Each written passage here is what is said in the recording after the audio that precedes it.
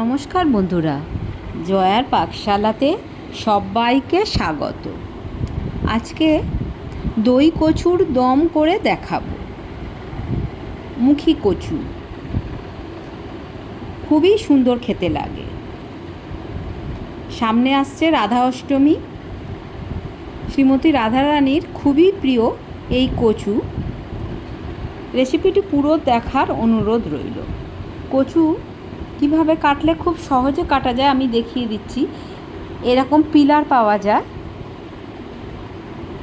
সেটা দিয়ে এইভাবে খুব সহজেই ছাড়িয়ে নেওয়া যায়, বা আপনারা যদি বটি ব্যবহার করেন বটিতেও খুব সহজে এটা কেটে নেওয়া যায়। এটা ছাড়িয়ে নিয়ে আমি দু টুকরো, খুব বড় যেটা সেটা 3 টুকরো করে নিয়েছি। নিয়ে খুব ভালো করে ধুয়ে নিয়েছি। কড়াইতে তেল দিলাম।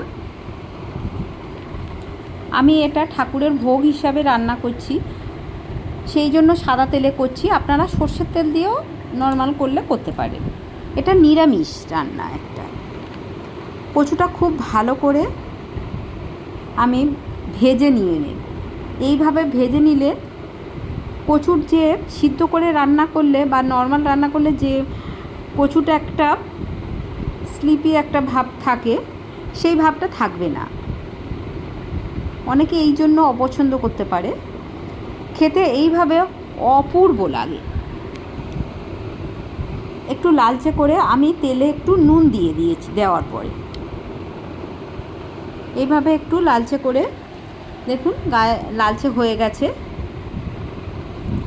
ভেজে নিলে খুব কম সময়ে হয়েও যায়, কচুটা নরমও হয়ে যায়, আর খেতেও অপূর্ব লাগে।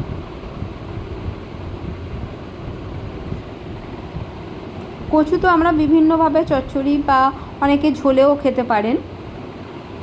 এইভাবে যদি দম করে খান, রুটি, লুচি, পরোটা, ভাত সবার সঙ্গে অপূর্ব খেতে লাগে। সমস্তগুলো ভেজে আমি তুলে নিয়েছি। তেলটা অনেকটাই ছিল। ওর মধ্যে আমি 2টো শুকনো লঙ্কা, হাফ চামচ জিরে দিয়ে দিলাম, আর গোটা গরম মশলা, দারচিনি, এলাচ, লবঙ্গ দিয়ে দিলাম। দিয়ে ফোড়নটা একটু ভাজা মতো হয়ে গেলে এর মধ্যে আদা বাটা দিচ্ছি। আমি 1 চামচ আদা বাটা দিয়ে দিলাম। আমি এখানে 400 গ্রাম কচু নিয়ে নিয়েছি, আপনাদের পরিমাণ মতো যখন দেবেন। এখানে হিং দিয়ে দিলাম, হাফ চামচ হিং দিলে দারুণ সুন্দর একটা নিরামিষ রান্না, খুব সুন্দর একটা ফ্লেভার আসে বা টেস্ট আসে। দই নিয়ে নিয়েছি, এখানে মেন আমাদের দই আর কচু। হাফ বাটির একটু কম দই নিয়েছি। তার মধ্যে হলুদ গুঁড়ো, লঙ্কার গুঁড়ো আর কাশ্মীরি লঙ্কার গুঁড়ো দিয়ে দিলাম। কাশ্মীরি লঙ্কার গুঁড়োটা দিলে খুব সুন্দর একটা কালার আসবে। খুব ভালো করে ফেটিয়ে আমি ফ্লেমটা একদম লোতে দিয়ে এটা দিয়ে দিচ্ছি। সবসময় দই দেওয়ার সময় একটু ফ্লেমটা লোতে রাখতে হবে, তা নাহলে দইটা ফেটে যাওয়ার চান্স থাকে। খুব ভালো করে কষিয়ে নেব।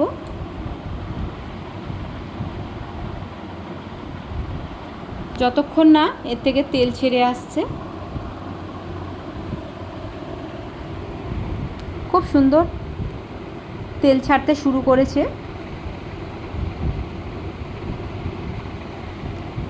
আমি একটু জল দিয়ে দিলাম যাতে মশলাটা ধরে না যায়। যে দইটা দিয়ে ফেটিয়েছিলাম যে বাটি, সেই বাটিটা ধুয়েই একটু জল দিয়ে দিলাম। আরও কিছুক্ষণ এই মশলাটা একটু কষিয়ে নেব। খুবই কম উপকরণে আর অপূর্ব টেস্ট এখানে।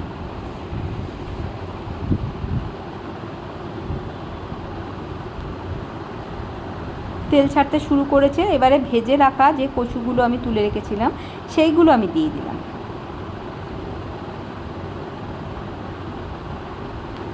কচু দিয়ে খুব ভালো করে 2-3 মিনিট ধরে এটা আমি কষিয়ে নেব। নিরামিষ দিনে আমরা মাঝে মাঝে কী করি ভেবেই পাই না। এইভাবে যদি দই কচুর দম যদি করেন, ভাত বা রুটি, লুচি, পরোটার সঙ্গে কোনো চিন্তাই থাকে না। সবাই খুবই ভালোবেসে, ছোট বড় সবাই খেয়ে নেবে।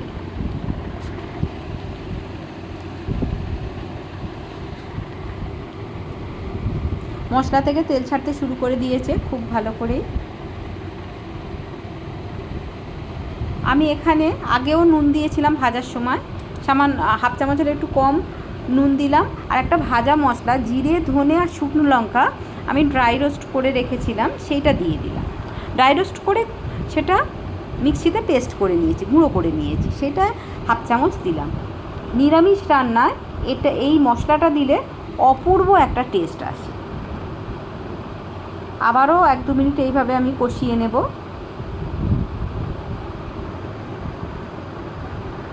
খুব সুন্দর তেলটা ছেড়ে দিয়েছে। এবারে আমি জল দিয়ে দিলাম, এটা উষম গরম জল। আপনারা যেমন গ্রেভি চান সেই অনুপাতে জলটা দেবেন। আমি এখানে চিনি দিয়ে দিলাম হাফ চামচ। নিরামিষ রান্না আর কচুতে একটু চিনি দিলে ভালো লাগে। আপনাদের যদি না চান তাহলে এটা স্কিপ করতে পারেন। দেখুন, ঢাকা দিয়েছিলাম 1.5 মিনিটের জন্য। এটা খুব ভালো করে ফুটে গেছে।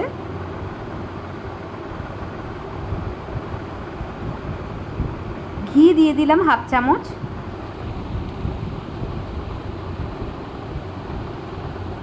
দিয়ে আমি হালকা একটু গ্রেভি রাখছি। আপনারা চাইলে আরও একটু কমিয়েও নিতে পারেন। এখনও আমার একটু এটা ফুটছে, আর এটা ঠান্ডা হয়ে গেলে হালকা একটু গ্রেভিটা কমে আসবে। এখানে আমি গরম মশলা দিয়ে দিচ্ছি হাফ চামচ। ফ্লেমটা আমি অফ করে দিয়েছি।